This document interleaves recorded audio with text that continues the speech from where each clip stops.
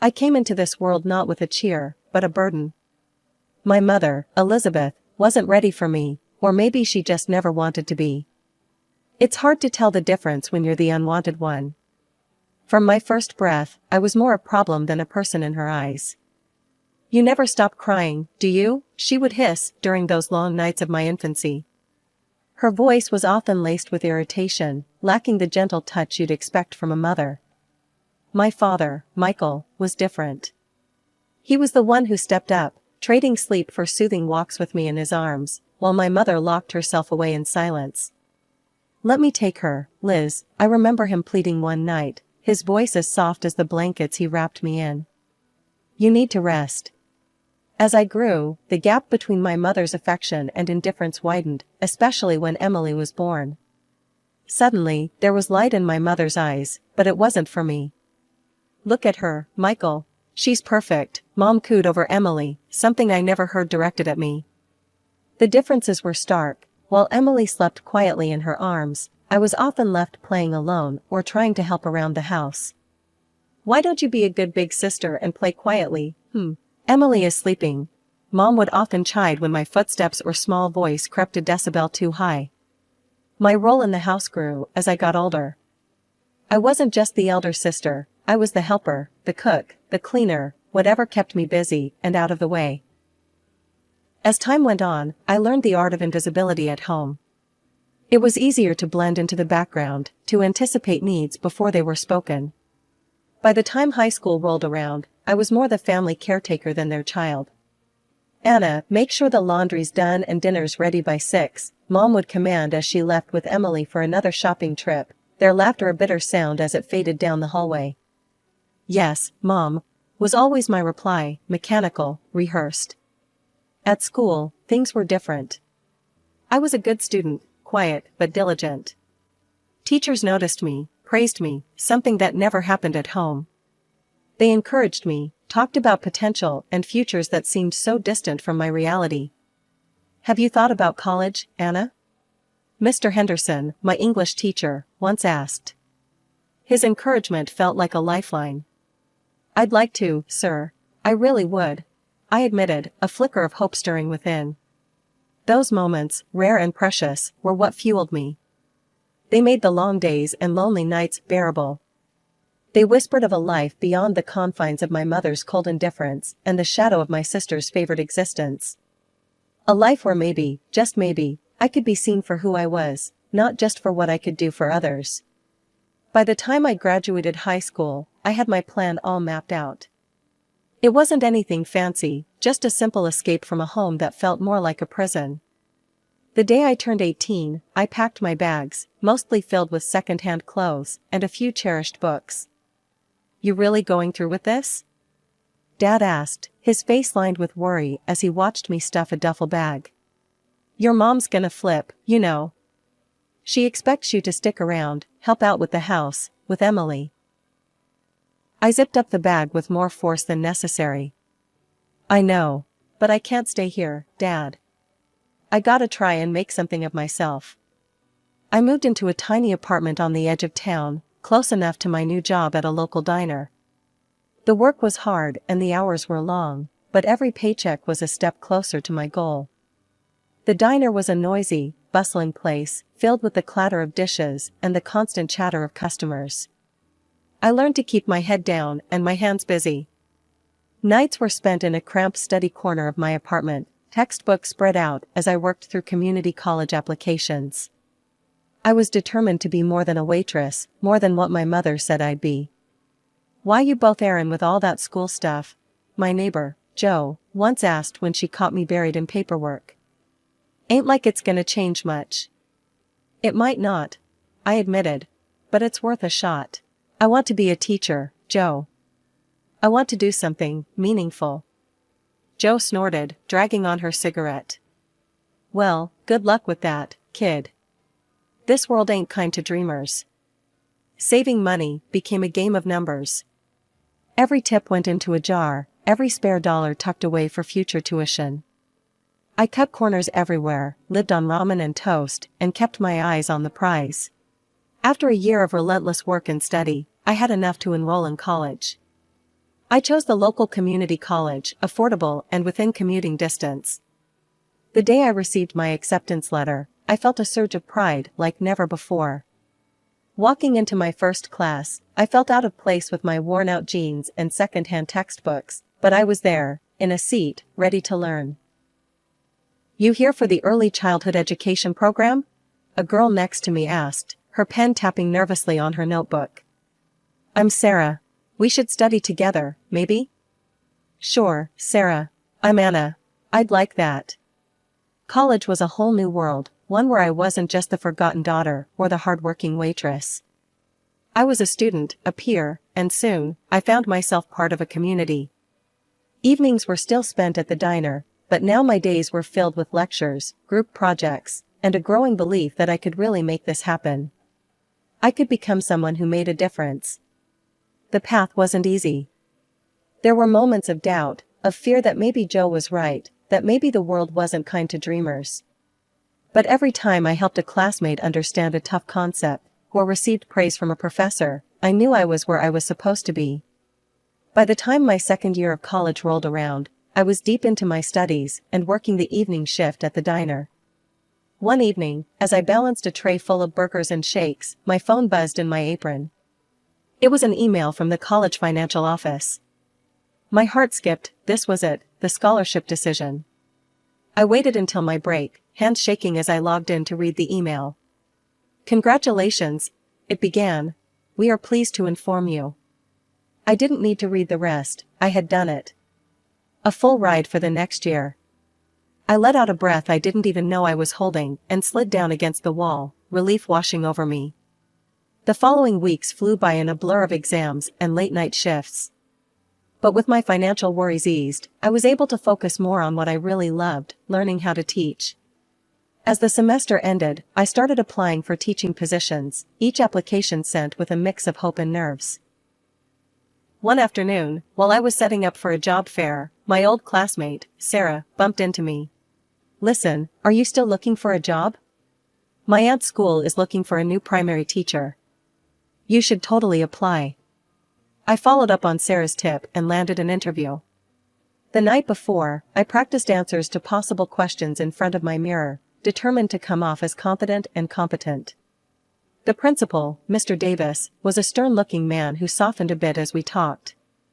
"Why do you want to work with children?" he asked, peering at me over his glasses. "Because I believe every child deserves a champion, an adult who will never give up on them, who understands the power of connection and insists they become the best they can possibly be." I walked out of there feeling like I had just won my second scholarship.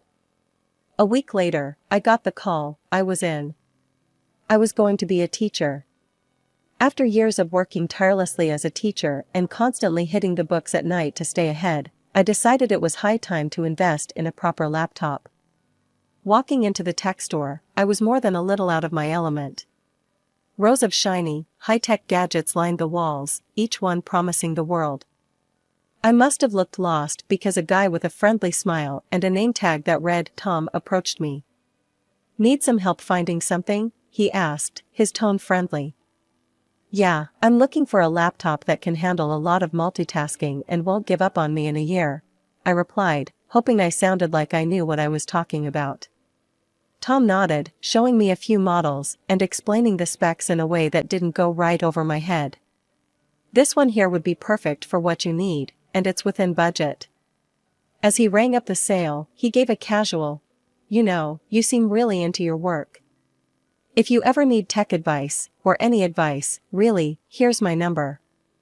We started texting, casual at first, then daily. Dates followed, easy nights out where the laughter flowed as freely as the conversation. But whenever things edged towards serious, Tom was quick with the brakes. "We're still young, Anna. There's no rush," he'd say, every time I hinted at something deeper. I didn't push it. I was busy enough, and having someone even just to laugh with felt like a win. But then, one lazy Saturday morning, as I was enjoying my coffee and the rare chance to sleep in, my phone rang. It was Mom, which was unusual enough to spike my heartbeat. "Anna, it's your dad. He's really sick. You should come." The weight in her voice pulled me upright. "I'm on my way." Tom, sprawled on the couch, sat up. Everything okay? It's my dad. I have to go see him. He's sick. I'll come with you, he offered, and something in his tone made it clear he wasn't asking. We drove in silence, the tension thick. As we pulled up to the family house, his whistle cut through the quiet. Damn, Anna, you didn't say you grew up in a mansion. It's not as glamorous as it looks, I murmured, my stomach knotting up as we walked to the door.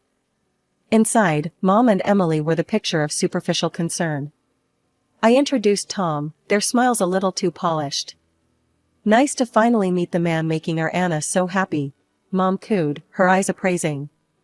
We were just talking about the future, Emily chimed in, eyeing Tom like a new accessory she might like to try. I barely listened, my focus on getting to Dad. He was propped up in bed, looking so frail it knocked the breath from me. Anna, my girl, he rasped as I approached. I'm sorry, for everything. Tears stung my eyes, but I managed a smile. It's okay, Dad. I'm here now. I should have been stronger. Should have stood up for you more, he continued, each word labored. We talked a little more until he drifted off, tired from the effort. I kissed his forehead and joined the others at dinner, Tom in tow. The conversation at the table turned quickly to money, inheritances, things that seemed so trivial with Dad's room just upstairs. Your father's made some smart investments, Mom was saying, her voice light, almost excited. It should keep us comfortable. Yeah, I've been looking at trips to Europe, Emily added, like she was picking out items from a catalog. Tom listened, nodding along, but I felt sick. Shouldn't we focus on Dad's health first? I interjected, unable to keep the edge from my voice. Oh, Anna, always so dramatic, Emily sighed. We have to be practical about the future. I wanted to argue, to scream that they were talking about Dad like he was already gone. But I bit my tongue, the words tasting like bile. We drove back to my place, the city lights blurring past as I let the distance from that house, from those people, slowly help me breathe easier. Coming back from that unsettling dinner at my parents' place, Tom seemed more contemplative than usual. We'd barely closed the door to my apartment when he turned to me, his expression serious. Anna, I've been thinking a lot lately, he began, running a hand through his hair. Marry me, Anna. The proposal was as unexpected as a thunderclap in clear skies. What? Tom, where is this coming from? I know it's sudden, he admitted, stepping closer. But today, seeing everything. I just know I want to be there for you, for good. We don't need anything big, just us, together. His words, sincere and raw, cut through the confusion. I loved him, that much was clear. And maybe, just maybe, he was the solid thing I could hold on to. Okay, yes, I said, the decision feeling right despite the chaos of my thoughts. We didn't wait. The very next week, we stood together at City Hall, exchanging simple vows in a quiet room. No frills, no grand speeches, just a promise to each other. But even the warmth of new marriage couldn't shield me from the concern for my father. His health was deteriorating, each visit painting a starker picture than the last.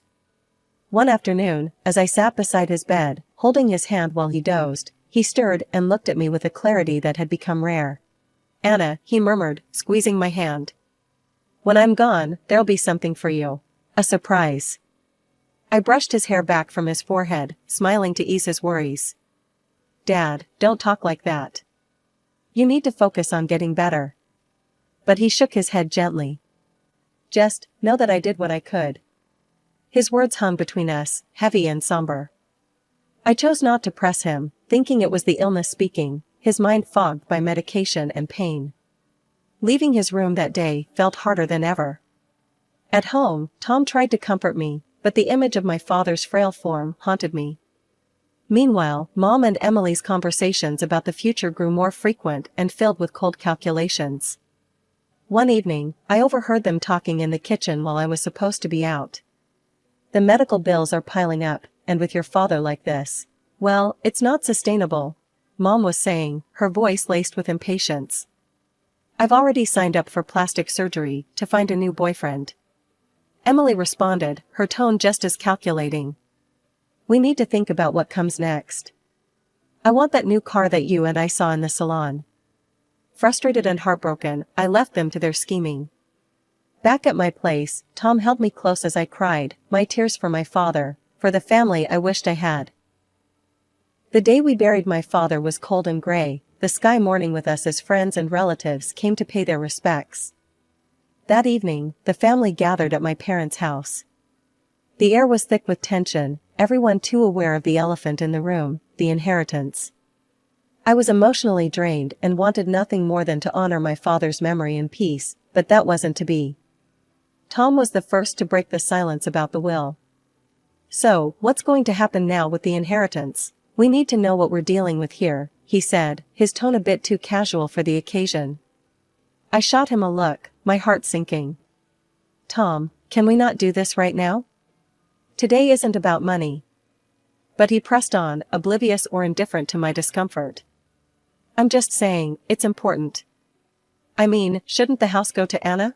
It's only fair." My mother, who had been quietly listening, laughed dryly. "Fair? This house has always belonged to Emily and me. You two were just passing through." Tom's face hardened, and he turned to my sister. "Emily, you know this isn't right. Anna deserves her share." Emily, looking more interested than she had all evening, fluttered her eyelashes at Tom. "Oh, Tom, you always think of others. But Mom's right, as usual." The conversation spiraled, voices raised in a bitter symphony. I felt sick listening to them, the words melding into a cacophony of greed.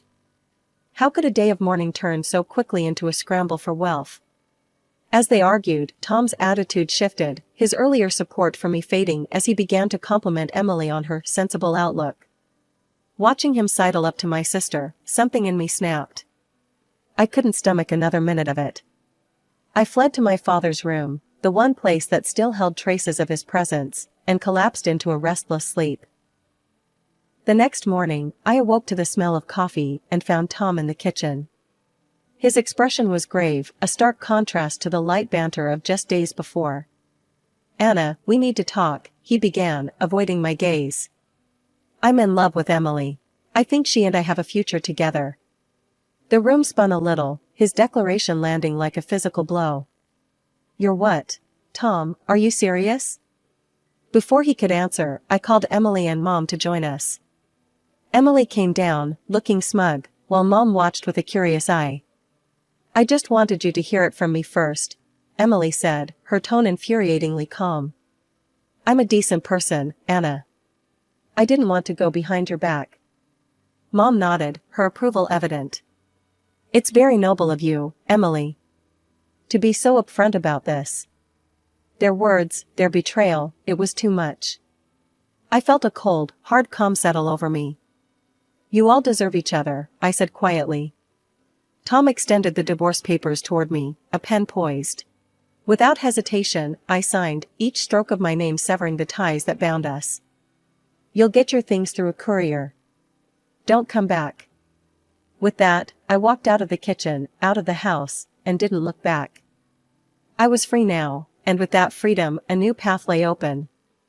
A path I would walk alone, but at least it was mine, honest and unencumbered. 2 weeks later, we all got back together in the notary's sterile office, about to hear the reading of my father's will. The air was tense, thick with unspoken accusations and bitter expectations. Mom and Emily were chatting in hushed, anxious tones, while Tom looked uncomfortable, shifting in his seat next to Emily. The notary, Mr. Clarkson, a severe-looking man with glasses perched on the tip of his nose, cleared his throat and began reading the will. I sat there, my hands folded in my lap, bracing for whatever came next. "To my daughter Anna," Mr. Clarkson read, his voice neutral, "I leave the sum of $400,000. The room went silent for a heartbeat before chaos erupted. Mom's face turned a shade of red I knew too well as her financial desperation spilled out.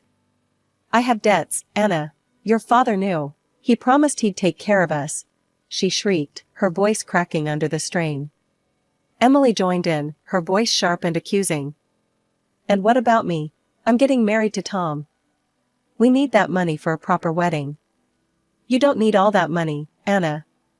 I stared at them, the sheer audacity rendering me momentarily speechless. Tom, meanwhile, tried to play the affection card, stepping toward me with open arms. "I've missed you, Anna. I've made a mistake.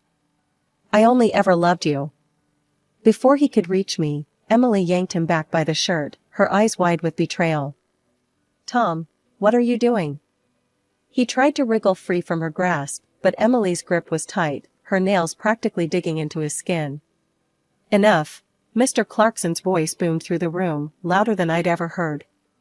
"If you cannot behave in a civilized manner, I will have to ask you to leave. And if necessary, I will call the police." The threat of authority seemed to pierce through the chaos, bringing a sudden, sullen silence to the room. Mom and Emily, with crocodile tears streaming down their faces, turned to me once more.